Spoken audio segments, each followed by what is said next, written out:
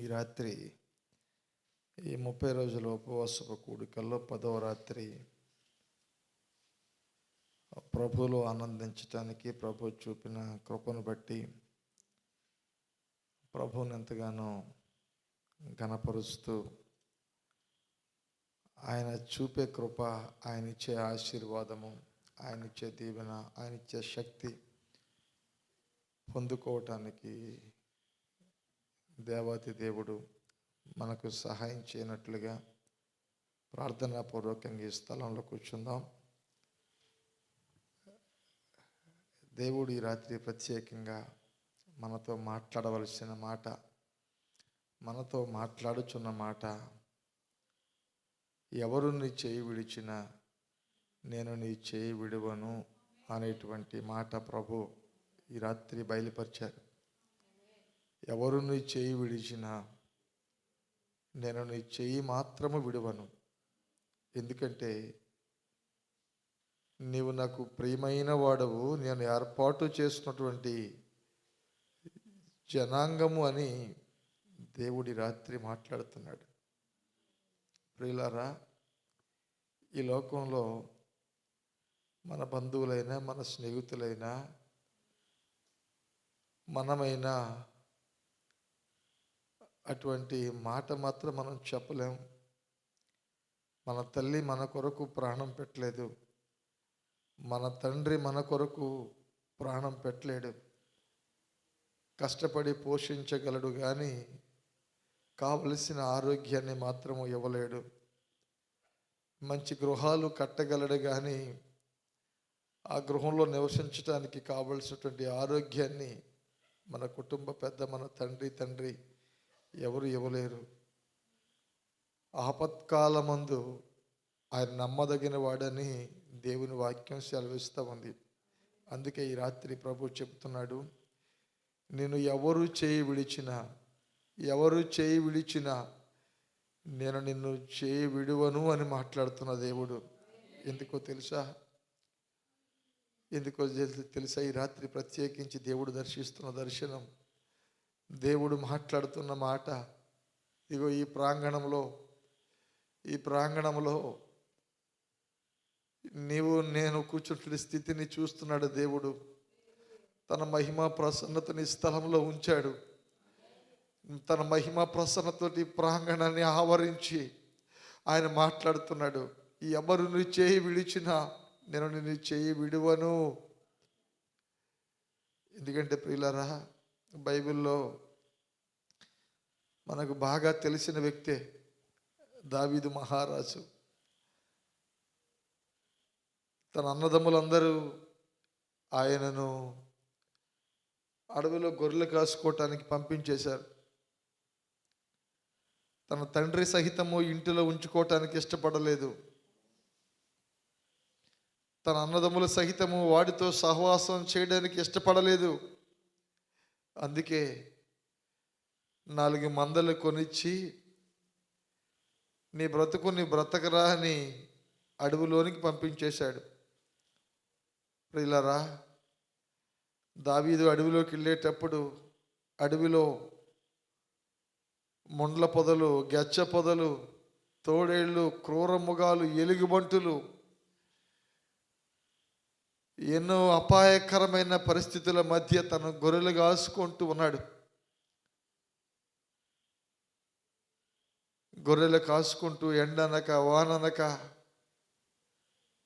ఆ మృగాల మధ్య తన కాచుకున్నటువంటి మందను కాపాడుకుంటూ అడవిలో జీవితం కొనసాగిస్తూ ఉన్నాడు. ఎందుకని ఈ మాట చెప్తున్నానో తెలుసా? నీ బంధువులు నేను చేయి విడిచినా, నీ స్నేహితులు నేను తరమి కొట్టినా, ఆయుష్కాలమంతా నీకు తోడుగా ఉండేది ఒక దేవుని కృపే.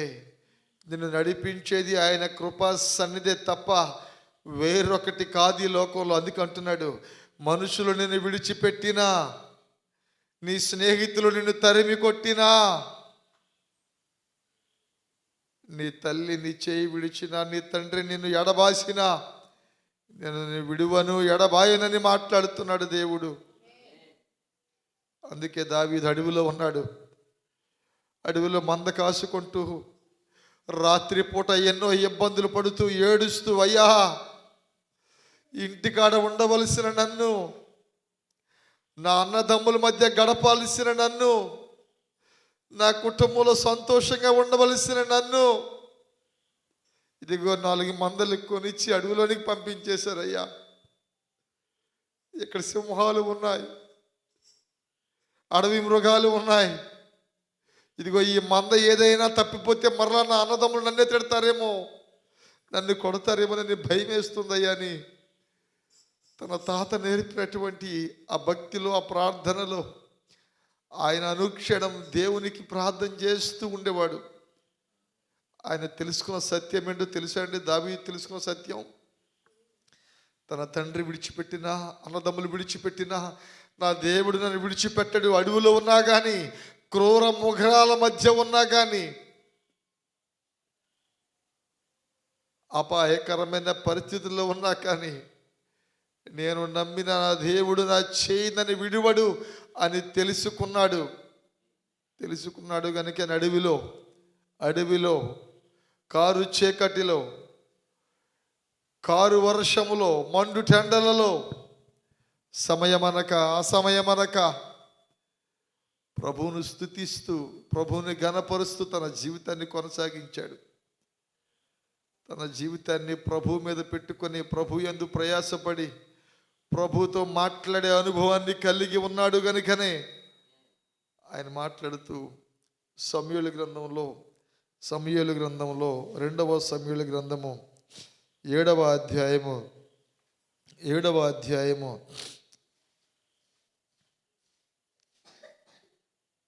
7వ వాక్యం నుంచి నేను చదువుకుంటూ వస్తాను, జాగ్రత్తగా వినండి.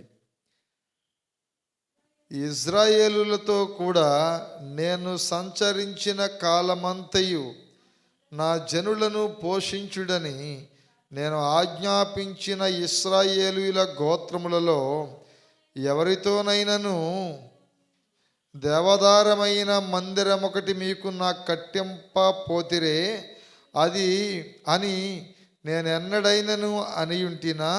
కాబట్టి నీవు నా సేవకుడగు దావీదుతో ఇలాగు సెలవి చెప్పుము, సైన్యములకు అధిపతియగు యెహోవా నీకు సెలవిచ్చినదేమనగా, గొర్రెల కాపులోనున్న నిన్ను గొర్రెల దొడ్డిలో నుండి తీసి ఇశ్రాయేలీయులను నా జనుల మీద అధిపతిగా నియమించి తిని.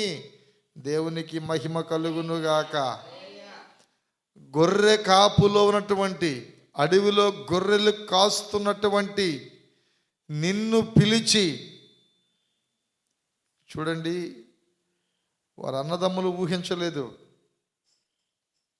ఆ సందర్భాన్ని మనము జ్ఞాపకం చేసుకుంటే, దేవుని చూపు అతని పైన ఉంది గనుక, దేవుని యొక్క ప్రసన్నత అతనిని కమ్ముకుంది గనుక, దేవుని యొక్క మహిమలో ఆయన ప్రతి నిత్యము ఆయనను పొగుడుతూ విశ్వాస జీవితాన్ని ముందుకు కొనసాగిస్తున్నాడు గనుక, అడవిలో గొర్రెలు కాచుకుంటూ తన జీవితాన్ని కొనసాగిస్తూ ఉన్నాడు. అయితే ఒక రోజున దేవుని తలంపు, దేవుని చిత్తము, దావీదు పట్ల కలిగి ఉన్న చిత్తము నెరవేరవచ్చిన సమయం వచ్చింది. దేవుని యొక్క ఆలోచన దావీదు పట్ల ఎట్లా ఉందో ఆ ఆలోచన నెరవేర్చవలసిన సమయం వచ్చింది. ఆ సమయం ఏంటంటే, ఫిలిస్తీయుడు ఒకడు వచ్చి ఈ ఇజ్రాయేలీ ప్రజల మీద యుద్ధము ప్రకటించి ఒక శాసనాన్ని పెట్టాడు. శాసనాన్ని పెట్టి, ఆ శాసనం ఏంటంటే, మీలో ఎవరైనా వచ్చి నన్ను పడవేసి నన్ను చంపితే నా రాజ్యాన్ని మీకు ఇచ్చేస్తాను, లేదా మీ చేతిలో, నా చేతిలో మీరు చనిపోతే గనక మీ రాజ్యాన్ని నాకు ఇవ్వాలి అనేటువంటి ఒక శాసనాన్ని, ఒక వర్తమానాన్ని ఆ ఫిలిస్తీన్ల మధ్య నుంచి ఇజ్రాయేలుల దేశానికి పంపించబడింది. అయితే ప్రియులారా, ఆ ప్రాంతానికి వచ్చినటువంటి ఆ వర్తమానం తెచ్చిన వ్యక్తి చాలా భయంకరుడు, చాలా బలము కలిగిన వ్యక్తి. ఎందుకంటే ఆ యుద్ధాలు నైపుణ్యము కలిగిన వాడు. ఒంటి చేత్తో రాజ్యాలను చెండాడి ఆక్రమించుకున్నటువంటి బలము కలిగిన మహా బలవంతుడైన అతని యొక్క ఆకారము చూసే అతని దగ్గరికి వెళ్ళటానికి ప్రజలందరూ భయపడుతున్నారు. ప్రజలందరూ భయపడుతుంటే ఆ రాజ్యాన్ని కాపాడటానికి ఆ రాజు ఒక నిర్ణయం తీసుకున్నాడు. అయ్యో, చాలా కాలం నుంచి ఈ రాజ్యాన్ని పరిపాలించుకుంటూ వస్తున్నాను. ఇప్పుడు ఆ బలవంతుడైన చేతిలో నా సైన్యము చనిపోతే నా పరపతి ఏంటి? నా స్థితి ఏమవుతుంది? నా రాజ్యము ఏమైపోతుంది అని ఆలోచన కలిగి ఏం చేయాలో దిక్కు తోచని స్థితిలో అతను ఉన్నాడు. ప్రియులారా, ఎందుకు ఈ మాట చెప్తున్నానంటే, ఎవరిని చేయి విడిచినా నేను నిన్ను మాత్రము విడువని అని చెప్పిన యేసయ్య ఏ విధంగా ఆయన చేయి పట్టుకుంటే వారి జీవితాలు ఉంటాయో అని రాత్రి ప్రభు వివరించటానికే దావీదును మన మధ్యలో పెట్టాడు. ఎన్నోసార్లు మనం వినుంటాం, ఎన్నో పర్యాయాలు ఈ మాటలు మనము చదివుంటాం. అయితే ఈ రాత్రి ప్రత్యేకంగా దేవుడు చెబుతున్న మాట, ఎవరుని చేయి విడిచినా నేను నిన్ను విడువను అని మాట్లాడుతున్న దేవుడు. ఈ యొక్క ఫరో తన రాజ్యాన్ని కాపాడుకోవటానికి ఏం చేయాలో దిక్కు తోచని స్థితిలో ఉన్నాడు. ఈ రాజ్యంలో ఇందాక చెప్పాను కదండి, అడవిలో గొర్రెలు కాచుకున్నటువంటి ఆ చిన్నవాడు, ఆ పొట్టివాడైనటువంటి ఆ దావీదు, పైవారందరూ తనకంతే పెద్దవారు, తన అన్నలు ఇదే రాజ్యంలో, ఆ సామ్రాజ్యంలో, ఆ సామ్రాజ్యాన్ని కాపాడటంలో, ఆ సైన్యంలో మహా అనుభవము కలిగినటువంటి సైన్యము. ఎందుకంటే తన తండ్రి ఈ విధంగా తర్ఫీదు ఇచ్చాడు వాళ్ళకి. వాళ్ళందరూ చాలా పొడవైన వాళ్ళు, ఎత్తైన వాళ్ళు, బలము కలిగిన వాళ్ళు, చాలా చురుకైన వాళ్ళు, చాలా నేర్పరితనం కలిగిన వాళ్ళు, మిగతా వారు అన్నదమ్ములు. వాళ్ళతో సరితూగలేనివాడు ఈ దావీదు. వయసులో చిన్నవాడు, హైట్లో తక్కువ, బక్క చిక్కిన వాడిగా, చిన్నవాడిగా ఉన్నాడు. అందుకనే కాబోలు తన తండ్రి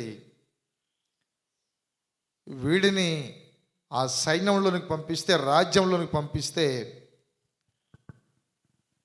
ఎక్కడ మరలా ఈ వీడు వాళ్ళ చేతిలో హతమైపోతాడో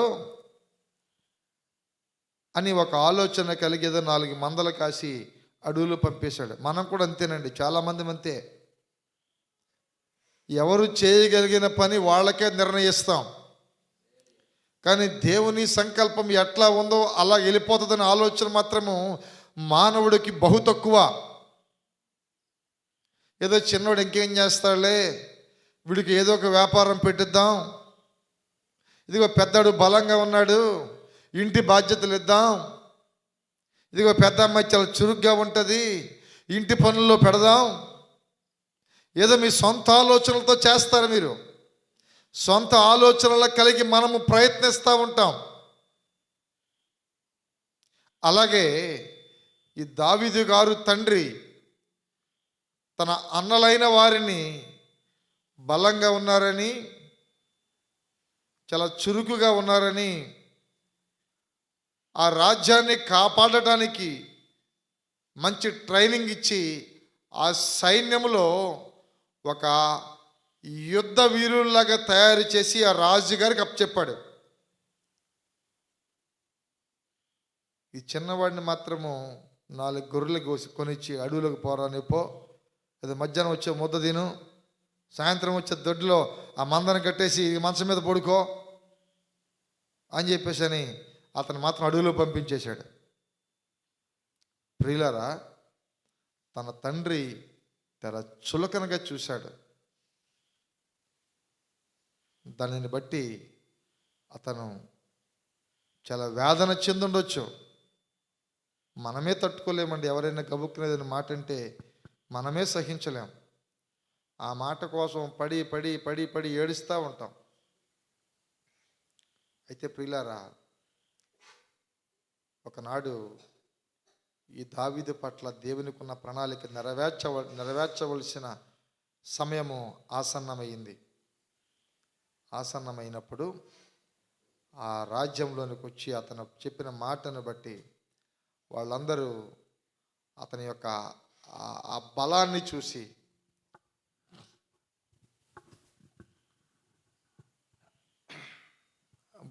చూసి వాళ్ళందరూ వెనకడుగు వేస్తూ ఉన్నారు. ఈలోపు రాజు ఒక చాటింపు వేయించాడు. ఆ చాటింపు ఏంటంటే, ఇదిగో యుద్ధ వీరులారా, మహాశూరులారా, బలమైన నా సైన్యమా, ఇదిగో ఎంతవరకు మీకు జీతభత్యాలు ఇచ్చాను పనిచేసిన దానికి,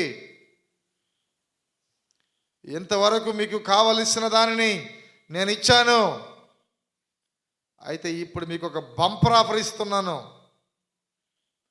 బంపర్ ఆఫర్ కాదు, డబల్ ధమాకా ఇస్తున్నాను మీకు. ఆ డబల్ ధమాకా ఏంటో తెలుసా? మన మీద శపథము చేసినటువంటి ఆ ఫిలిస్తీయుడను ఎవరైతే చంపి తిరిగి నడుచుకుంటూ రాజ్యంలోనికి వస్తారో వాళ్ళకి సింహాసనంతో పాటు నా కుమార్తెను కూడా ఇచ్చేస్తానని, వివాహం చేస్తానని ఒక డబల్ ధమాకాతోటి ఈ ఆఫర్ ప్రకటించాడు. ఈ ఆఫర్ ప్రకటించినప్పుడు దావీదు మధ్యాహ్నపు భోజనానికి ఇంటికి వస్తున్నప్పుడు ఈ వర్తమానం విని జనమంతా గుంపు కూడా అక్కడ ఉండుట చూసి గబగబా వచ్చి అందులో కొంతమందిని అడిగాడు, అన్నయ్య ఏంటిది అని. అరే నీకెందుకు, గొర్రెలు బాగున్నాయా, బాగా మేసినాయా, పొట్ల పైకి వచ్చినాయా, నువ్వు వెళ్ళి అన్నం తిని మళ్ళీ వెళ్ళి గొర్రెలను కాసుకో అంటున్నాడు ఒకడు. ఇంకోటి దగ్గరికి అసలు ఏంటనియా కథ ఏంటి చెప్పు, అసలు ఏం జరిగింది చెప్పు నువ్వు, అసలు ఏంటి జనం ఏంటి, ఈ గొడవ ఏంటి, వాడెవడో అక్కడ నిలబడి మీరందరూ వాడి ముఖం చూస్తున్నారేంటి, మీరందరూ తెర మీద పడుతున్న బొమ్మలాగా అలాగే చూస్తున్నారు ఏంట్రా అని అంటే ఎవడూ చెప్పటం లేదు. ఈ లోపు పెద్ద అన్నయ్య వచ్చి అంటాడు, అరే చిన్నోడా, అది నీకు ఎందుకు వచ్చిందిరా, ఆ గొడవ నీకెందుకు, నీవు ఇంటికి వెళ్ళిపోయి ఇదిగో నాన్న నీకోసం మంచి భోజనం సిద్ధం చేశాడు, ఆ భోజనాన్ని తిని నువ్వు వెళ్ళిపోయి ఆ మందను జాగ్రత్తగా కాయి అని అంటే, సరే తన అన్నలు తనకు చెప్పలేదు. తన అన్నలు కనీసం గౌరవం చూపించిన మాట అతనితో మాట్లాడలేదు. ప్రియులారా, ఈ రాత్రి ప్రభు చెబుతున్న మాట, ఎవరు నీ చెయ్యి విడిచినా నేను నీ చెయ్యి మాత్రము విడువను. నా ప్రభు చెబుతున్న మాట. దావీదు వచ్చాడు, ఆ ఫిలిస్తీయుడు చెబుతున్నటువంటి ఆ మాటలు అతని మనసును కలిచి వేస్తా ఉన్నాయి. తన అన్నలేమో చిన్నడా నీకెందుకు అంటున్నారు, ఆ దేశపు ప్రజలేమో ఎవరు ఏమీ చెప్పటం లేదు. తన మనసులోనేమో వేదన కలుగుతుంది. ఏంటి? ఇజ్రాయేలు దేవుడైన యెహోవా పక్షాన మేమున్నాము, దేవుడు మా పక్షాన ఉంటే ఎవడో వచ్చి శపథాలు చేయటం ఏంటి అని అతని మనసులో చాలా రోధిస్తూ వేదన చెందుతూ మనసాగక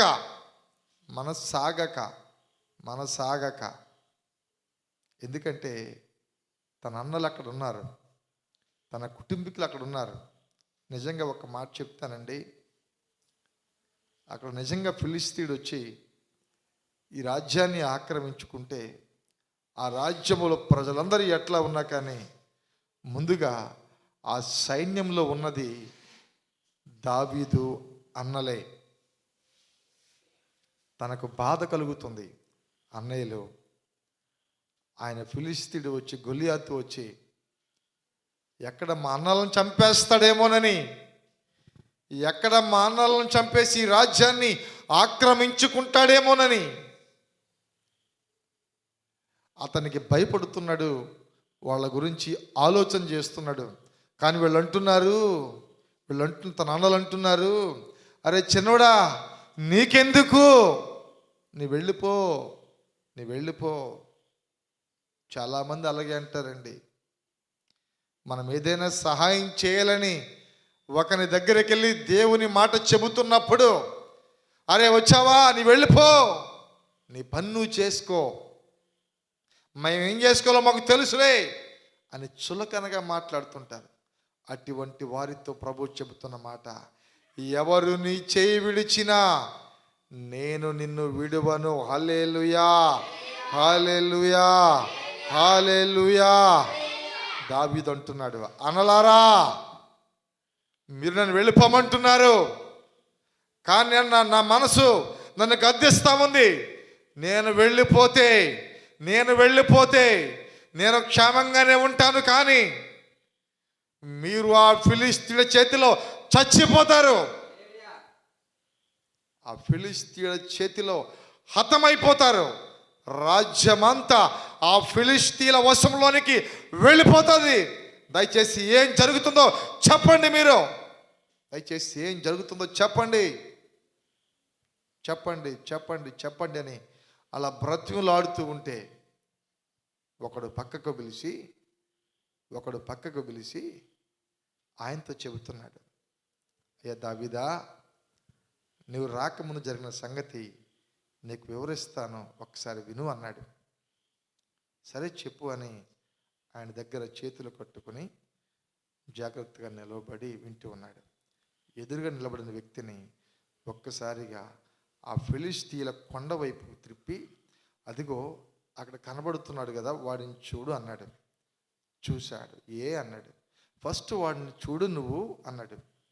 నిదానించి చూస్తున్నాడు. చూసావా బాగా అన్నాడు. చూశాను అన్నాడు. ఒకసారి మరలా పరీక్షించి వాడి ఎత్తు వెడల్పులు అన్నీ సరిగా పిన్ టు పిన్ అన్నీ జాగ్రత్తగా చూడు అన్నాడు. మరలా ఎందుకు చెప్పాడు అని దావీదు ఆ ఫిలిస్తీయుడి వైపు జాగ్రత్తగా పిన్ టు పిన్, అరికాలి నుంచి నడినెత్తి వరకు అతను వేసుకున్న ప్రతి రక్షణ కవచాన్ని పరిశీలిస్తూ చూచి వచ్చాడు. వచ్చిన తర్వాత ప్రక్క మనిషి అన్నాడు, దావీదా చూసావా అన్నాడు. చూశాను అని సింపుల్గా చెప్తున్నాడు. చూసావా అన్నాడు. చూశాను అన్నాడు. అయితే ఇప్పుడు చెప్తున్నాడు విను, వాడు మన రాజ్యం మీదకి యుద్ధాన్ని ప్రకటించాడు. వాడిని ఎవడైతే గెలుస్తాడో వాడిని చంపి, వాడిని ఎవడైతే హతమారుస్తాడో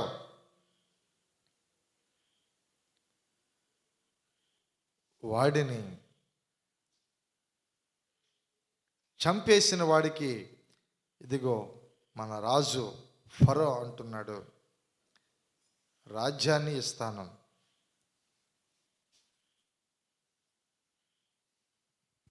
రాజ్యంతో పాటు నా కుమార్తెను ఇస్తాను అని ఈ రాజు యొక్క సౌలు కుమార్తెను కూడా ఇస్తానని చెబుతున్నాడు. అంటే ఆయన అంటాడు, అయ్యా నాకు అతనిచ్చే రాజ్యము వద్దు, సౌలు ఇచ్చేటువంటి కుమార్తె వద్దు, అవన్నీ సెకండరీ, అవన్నీ తర్వాత.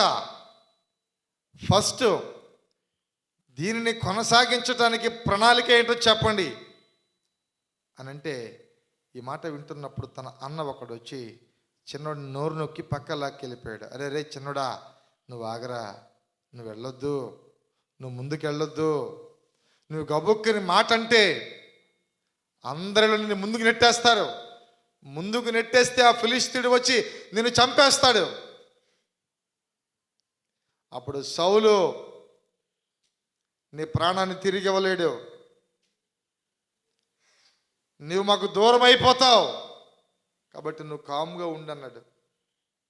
అప్పుడు ఊరుకోకుండా అతను అంటాడు, అన్నలారా మీరు అట్లా ఉండండి, మీరు అట్లా ఉండండి, మీకు ఒక సంఘటన నేను చెప్తాను. నేను అడవిలో ఉన్నాను అనుకున్నారు కదా మీరు, నన్ను గొర్రెలు కాసుకుంటున్నానని చెప్పారు కదా మీరు, అడవిలో నేను ఒక్కడే ఉన్నాను కదా.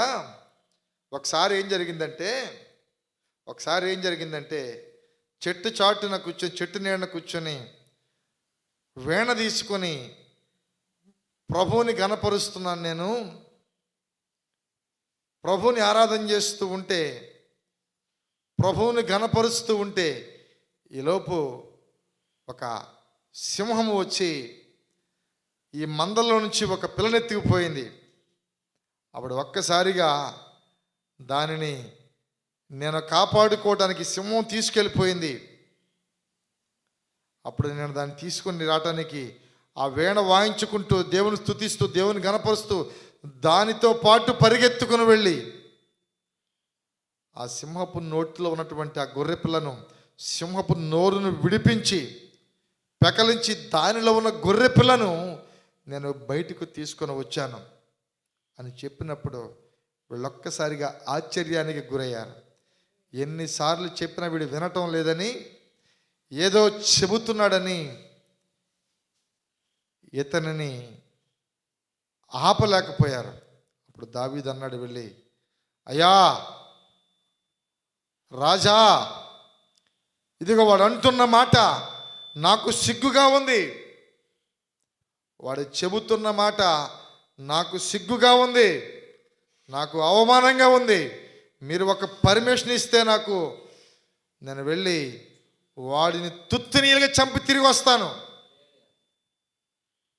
అని అన్నప్పుడు ఆ రాజు తనది కాదు కదా ప్రాణం, తన వాడు కాదు కదా, సరే ఏదైతే అయిందిలే అని సైన్యానికి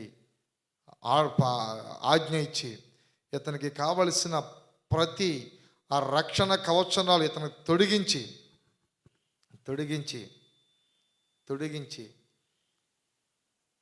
అతడికి యుద్ధానికి కావలసిన విల్లులు బాణాలు అన్నీ అతనికి ఇచ్చాడు. ఇచ్చి వెళ్ళమన్నాడు. ఒక అడుగు వేసేసరికి అది లేపలేకపోతున్నాడు. అంతంత బరువు కలిగినవి, అంతంత వెయిట్ కలిగిన రక్షణ కవచాలు అతను వేసుకున్నాడు. అయితే ప్రియులారా, అతనికి ఉన్నది ఏంటో తెలుసా అండి? అతనికి ఉన్న అనుభవం ఏంటో తెలుసా? అతను రక్షణ కవచాలు వేసుకునే అనుభవం అతనికి లేదు. అతనికి ఎటువంటి ప్రొటెక్షన్ అతనికి అవసరం లేదు. ఒంటి చేత్తో అడవి మృగాలను సహితము చంపగలిగిన శక్తి కలిగిన దేవుని యొక్క శక్తితో నింపబడిన వాడాయన. అంటున్నాడు, అన్నలారా ఇవేవి నాకు కొద్దిగా ఇబ్బందిగా ఉంది, ఇవి తీసేయండి అన్నాడు. వాళ్ళ అన్నలు కొంచెం బలవంతం పెట్టారు. అరే చిన్నోడా, ఇవన్నీ వేసుకోనంటే, వద్దన్నయ్య ఇవన్నీ తీసేయండి, నాకు వద్దు అని అంటే, అప్పుడు రాజు ఆజ్ఞించి అవన్నీ తీసేశాడు. తీసేసిన తర్వాత అతనికి ఒక అలవాటు ఉందండి. అలవాటు ఏంటంటే, అడవిలో గొర్రెలు కాసుకునేవాడు కదండి. గొర్రెలు కాసుకునేవాడు ఎక్కడికన్నా గొర్రెలు వెళ్ళిపోయాయి అనుకోండి, ఒడిసెల ఒకటి ఉండేది. ఆ ఒడిసెలలో రాయి పెట్టుకుని ఆ మంద అటు ఇటు వెళ్ళిపోతున్నప్పుడు ఆ మంద ముందు ఈ రాయిని వేస్తే ఆ మంద వెనకకు తిరిగేది. అటువంటి అనుభవం అతనికి ఉంది. అందుకనే అతనికి కూడా ఎప్పుడు ఒడిసెల ఉండేది. ఒడిసెలలో కొన్ని రాళ్ళు ఉండేవి. ప్రియులారా, నేను చెబుతున్న మాట వినండి జాగ్రత్తగా. ఒడిసెల ఉండేది. ఒడిసెలలో కొన్ని రాళ్ళు ఉండేవి. అయితే అడవిలో నుంచి ఇతనికి వచ్చేటప్పుడు ఆ రాళ్లను ఏమీ తీసుకొని రాలేదు, కానీ ఒడిసెల మాత్రం ఎప్పుడు మొలలోనే ఉంది. అయితే ఇక్కడ ఉన్నప్పుడు ఆ వస్త్ర అలంకరణ అంతా వేసుకున్నాడు ఈయన. ఆ రక్షణ కవచాలు వేసుకున్నాడు ఆయన. ఆ రక్షణ కవచాలు ఇబ్బందికరంగా ఉండి ఆ రక్షణ కవచాలు తీసివేయమన్నాడు. తీసివేసిన తర్వాత ఆ గొల్యాతు దగ్గరికి వెళుతున్నప్పుడు ఆ ఒడిసెలు తీసుకొని వెళుతూ 5 రాళ్ళు తీసుకున్నట్లుగా గ్రంథంలో మనం చదువుతాం. 5 రాళ్ళు తీసుకొని ఆ ఒడిసెలు తీసుకుని వెళుతున్నాడు. ఒడిసెలు తీసుకుని వెళుతూ ఉన్నప్పుడు ఆ ప్రజలందరూ ఆసక్తితో చూస్తూ ఉన్నారు. అరే, రక్షణ కవచాలు వేసుకున్న మనమే ఆయన దగ్గరికి వెళ్ళలేకపోతున్నాం, భయపడిపోతున్నాం. వీడు ఏమీ లేకుండా ఒడిసెలు తీసుకుని 5 రాళ్ళు తీసుకుని వెళ్ళిపోతున్నాడు అంటున్నారు. అలా అనేది, అరే పెద్దడా, మీ తమ్ముడు పని అయిపోయిందని ఒకడు అంటాడు. అరే, మన రాజ్యం వాళ్ళకి అప్పగించాలని ఒకడు అంటాడు.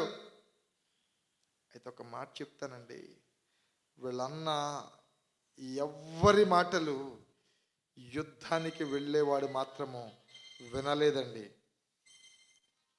యుద్ధానికి వెళ్ళేవాడు వీళ్ళన్న మాటలు ఎవరి మాటలు వినలేదండి. అతనికి ఒకటే ఆశయం, అతడికి ఒకటే నిర్ణయం. ఎవడో వచ్చి నా రాజ్యాన్ని, నా మనుషులను, నా అన్నలను హేళన చేయటం ఏంటి అనేటువంటి ఒకే ఒక బాధ, తపన అతనిలో ఉంది.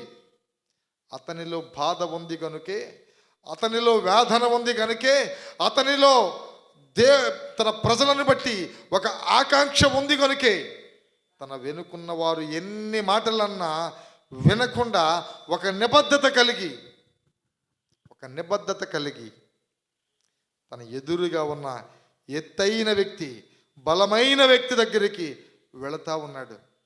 ప్రజలందరూ ఆసక్తితో గుండెలు గటగట కొట్టుకుంటూ, హార్ట్ బీట్ పెరిగిపోయి వీళ్ళందరూ చూస్తూ ఉంటే రాజ్యాధికారము చేస్తున్న సౌలు, అధికారం ఉన్న సౌలు సింహాసనం మీద నుండి వంగి ఈ పొట్టివాడైన దావీదును చూస్తున్నాడు. అరే, వెళుతున్నాడు, తిరిగి వస్తాడా రాడని. రక్షణ కవచము వేసుకోలేదు, వీడు చచ్చిపోతే ఎక్కడ అవమానం కలుగుతుందని ఆసక్తితో చూస్తున్నాడు. బాగా వినండి ప్రియులారా, నిన్ను నన్ను కూడా మనము చేస్తున్న ప్రయత్నాలు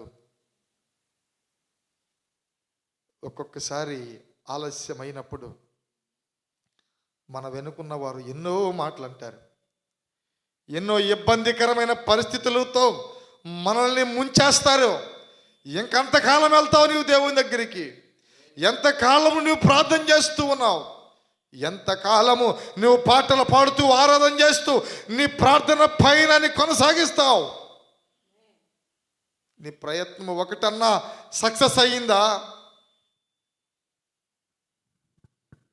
నీ ప్రార్థన ఒక్కసారైనా విన్నాడా దేవుడు? వింటే నీ బ్రతుకు ఎట్లా ఉంటుందా? వింటే నీ జీవితం ఎట్లా ఉంటుందా అనుకునే నీతోనే దేవుడు మాట్లాడుతున్నాడు.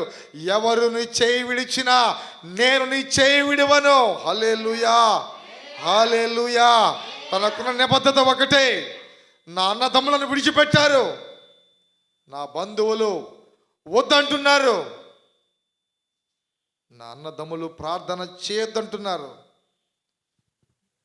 ఇదిగో నా తండ్రి, నా కాపరి అక్కడికి వెళ్ళొద్దంటున్నాడు. ఎదురుగానేమో శత్రురాజ్యం ఉంది, వెనుకేమో తన మిత్రరాజ్యం ఉంది, తన కుటుంబీకులు ఉన్నారు. ఆ గొల్యాతు వచ్చి వీళ్ళను చంపేస్తే నన్నదమ్ములు చచ్చిపోతారు.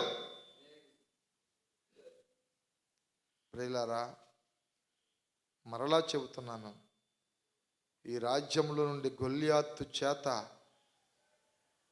ఎవడి యుద్ధానికి వెళ్ళి ఓడిపోతాడో వాడు మాత్రమే చచ్చిపోతాడు. ఎవడైతే వాడి మీదకి యుద్ధానికి వెళ్ళి చచ్చిపోతాడో, చచ్చిపోయిన వెంటనే ఈ రాజ్యపు మనుషులను, రాజ్యాన్ని వాళ్ళు ఆక్రమించుకుంటారు. బాగా వినండి. ఒక కుటుంబ పెద్ద ఉన్నాడండి. ఒక కుటుంబ పెద్ద ఉన్నాడు. తన కుటుంబం కోసం రాత్రనక, పగలనక, ఎండనక, వాననక, కష్టమనక, సుఖమనక, అసుఖమనక ప్రయాసపడుతూ తన కుటుంబాన్ని పోషిస్తూ ఉంటాడు. తను ఎట్లా ఉండాలో తెలుసా అండి? తన ఉన్నంత కాలము తన కుటుంబం ఎట్లా ఉందో, తను లేనప్పుడు కూడా నా కుటుంబము అదే విధంగా ఉండాలని ప్రణాళిక తన కుటుంబ పెద్దకు ఉంటుంది. నేను ఉన్నంత కాలం మీద ఉన్నానులే, ఏదో 3 పూట్ల తినేసి రాత్రి కంటి నిండా నిద్రపోయి జీవితాన్ని కొనసాగిస్తున్నానులే అనుకునేది జీవితము కాదు. నిన్ను నమ్మిన వారు, నిన్ను వెంబడించేవారు క్షేమంగా ఉండాలి, ఆనందంగా ఉండాలి అనేటువంటి నిబద్ధత కలిగి దావీదు తన అన్నల గురించి ఆలోచన చేశాడు. పోతే నా ప్రాణమే పోతుంది, చచ్చిపోతే నేను ఒక్కడిని చచ్చిపోతాను, నా మనుషులందరూ ప్రాణాలతో ఉంటారు. అదే వాడి చేతిలో వాడంతటికి వాడు వస్తే సైన్యములో ఉన్నటువంటి మా అన్నదమ్ములు కూడా చచ్చిపోతారు అనేటువంటి నిబద్ధత ఇతనికి కలిగింది. కనుకనే తన ప్రజలందరూ ఎవరు నశించిపోకూడదు, దేవుని యొక్క మహిమను వాళ్ళందరూ చూడాలి అనేటువంటి ప్రణాళిక, నిబద్ధత కలిగి ఉన్నాడు. కనుకనే దావీదు వాళ్ళన్నదమ్ములు చెబుతున్న మాట వినకుండా ముందుకు వెళుతున్నాడు. ముందుకు వెళుతుంటే ఆ గొల్యాతు ఏమన్నాడో తెలుసా అండి? గొల్యాతు దగ్గరికి వెళ్తున్నప్పుడు అతని చేతిలో ఒడిసెల ఉంది. వెళ్తూ 5 రాళ్లను తీసుకున్నాడు. అప్పుడు గొల్యాతు అంటున్నాడు, అరే పొట్టుడా